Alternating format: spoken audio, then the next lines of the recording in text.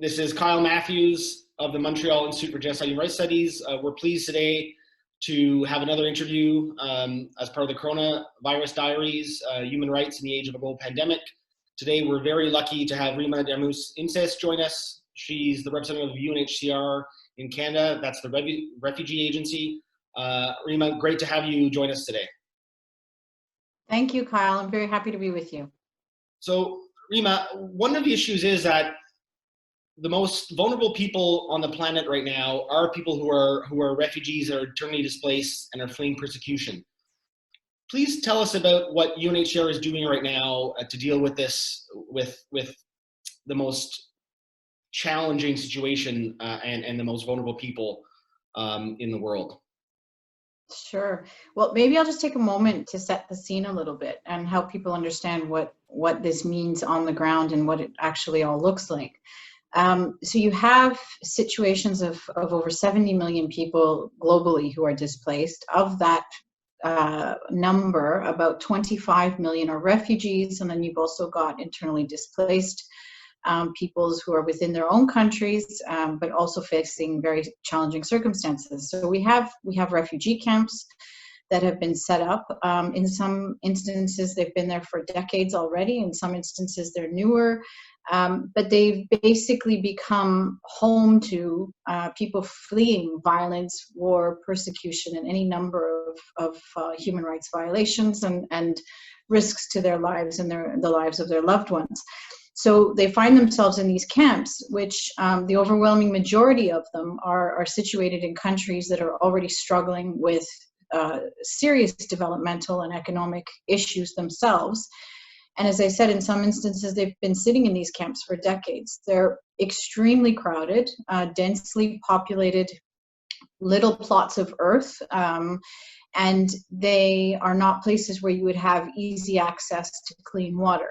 So all of the instructions and advice were being given by the World Health Organization on how best to combat COVID: washing your hands, distancing yourself socially, quarantining or isolating yourself if you become ill or you feel like you might be ill. Those are things that are next to impossible to do in a refugee camp setting. So with that in mind, UNHCR has had to adjust its way of working in order to try and get ahead of the pandemic, because we've been very lucky that we haven't had to date any outbreaks in the camps. But we do have some really large camps in Africa, in the Middle East, in North Africa, and for that reason we need to be ready. So we've been using this time now to prepare. Some of the things that we've been doing are focusing on communications within the camps and other displaced people's settlements. So getting community leaders on board, members of the refugee community on board to share messages about how you can stop the spread of the virus, what measures you should be taking.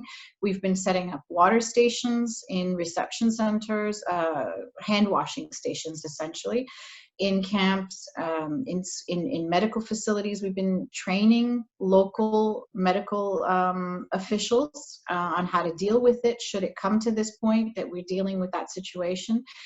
We've also managed in some instances to carve out space for isolation facilities, which are being stood up right now. We are stockpiling equipment, medicine in regional hubs so that they can get to locations quickly if the outbreak does come. And we've also adjusted things like food distribution. So rather than have one large distribution site at a given time on a given day, we're staggering those now. So getting people out to receive their food packages, but at different times of the day, and to avoid long queues and lots of people congregating. Similarly with cash assistance, we're doing distributions or disbursements now to cover people for 2 or 3 months rather than just a monthly cash disbursement. And this allows people to have cash on hand so they can also do their best to obtain whatever supplies are needed to get them through this period. But it also avoids people having to come out repeatedly and trying to do that social distancing in a very tricky situation. So I imagine that the work of UNHCR has also become more difficult, though, because of borders being closed. I mean, UNHCR works on many durable solutions for refugees, and one is resettlement. And with borders being closed, I imagine that resettlement has that stopped to a nil, or is it still going on? Please tell us about this aspect of UNHCR's work.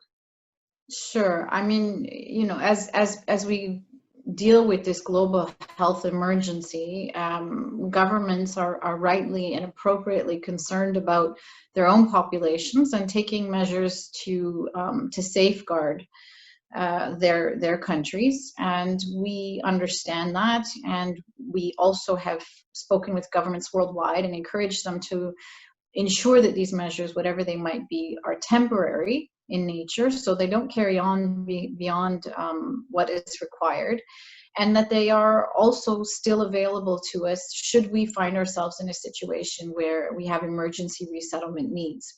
So to bring this into the broader context, we did have to temporarily halt resettlement travel a couple of weeks back. That announcement was made officially with the International Organization of Migration, because they support us with the logistics on resettlement travel.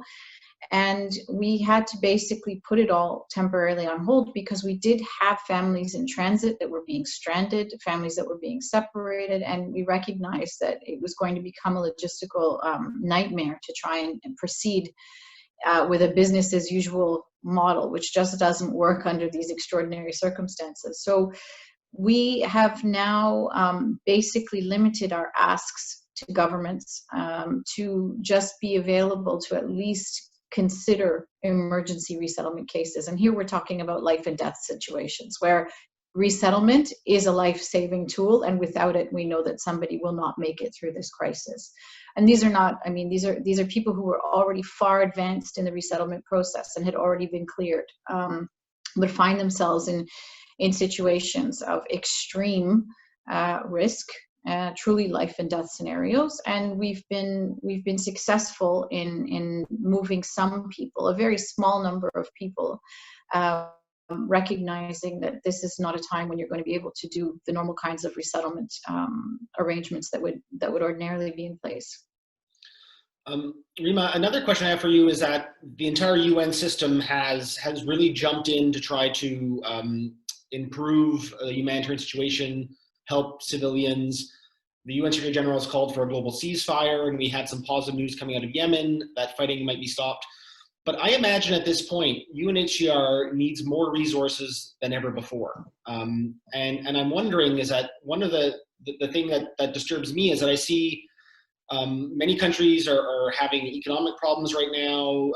And I'm wondering, are you seeing traditional donors to UNHCR stepping up and saying, we want to support you regardless of the situation? Is it promising from donors that are coming forward? I know Canada has made some new contributions as of late. Tell us about the financial situation. How much more support does UNHCR need to deal in these exceptional circumstances?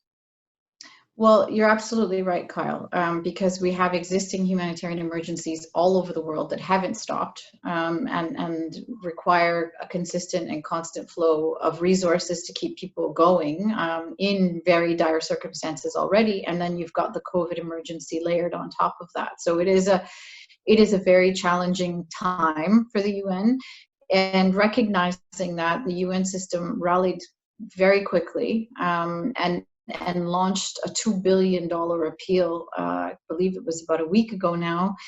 It feels like so much longer. But we have, of that portion, 255 million was the ask put forward by UNHCR to support the kind of preparedness measures that I outlined at the beginning.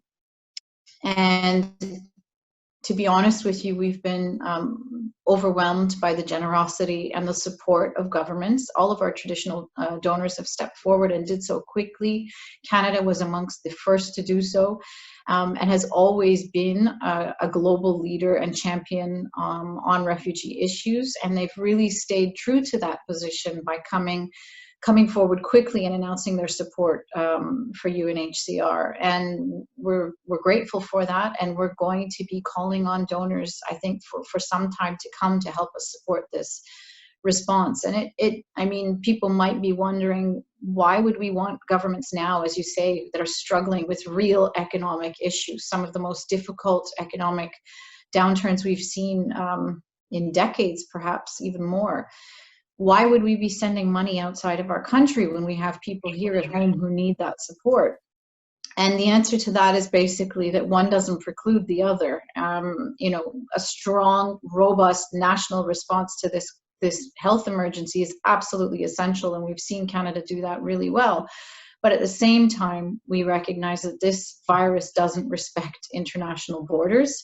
It travels. The cases we have right here in Canada are largely as a result of that kind of travel. And Canadians are international citizens, and we know that they'll resume life and travel in a matter of time. And in order to ensure that this virus doesn't circle back around, we need to be supporting the governments and the countries that don't have the resources and the capability that we have here in Canada. So that ongoing funding requirement will be one you'll hear from the UN as the weeks and months pass, because in order to do this really well and to prevent this spread from continuing, we're going to need that constant flow of support. And I agree with you. I think the key point is that we're kind of realizing that globalization, the world is more interconnected, and if we want to deal with this as a global community, we have to help refugees, we have to help the most vulnerable, because if we don't, as you said, it can come back and affect us again or in a second wave. So I think that's a key lesson. Maybe my last question to you would be, what message do you have to Canadians about the long term, about why we must continue to support refugees in UNHCR? Like, I'd like to hear, you know, we have the largest number of displaced people, we have conflicts that are ongoing, we're maybe looking too internally at ourselves right now, but why should we really, in the long term, support the refugee case and IDPs and others who are stateless and so forth? Oh, I think it's about, I mean, putting aside the moral and the legal questions, because they're you know, states have signed up to honor a series of obligations and commitments under international law. So putting those aside, it makes sense practically, logically, for the reasons I mentioned before. You really want to make sure that this thing is dealt with efficiently and well and equally across the globe, so it doesn't come back. But the most vulnerable among us, the ones who don't have what we have right now in Canada, which is, you know, about as good as you're going to get globally in terms of your ability to fight and rebound from this very, very difficult situation. We need to continue giving that support to ensure that we ourselves are safe in the long term as well. And we just don't want to emerge from this crisis and wake up to a world, these important values that have been the cornerstone of our country for so long, have suddenly vanished, and have used the pandemic as cover to do things that would otherwise not be admissible under international law. And so we want to make sure that we safeguard that and we protect and preserve all of those hard-won rights and freedoms that people enjoy today. Rema, I want to thank you for joining us, taking time out of your busy schedule. And as a former staff member with UNHCR, I salute you in your important work. And thank you very much for joining us. Thank you, Kyle. Thank you very much. All the best.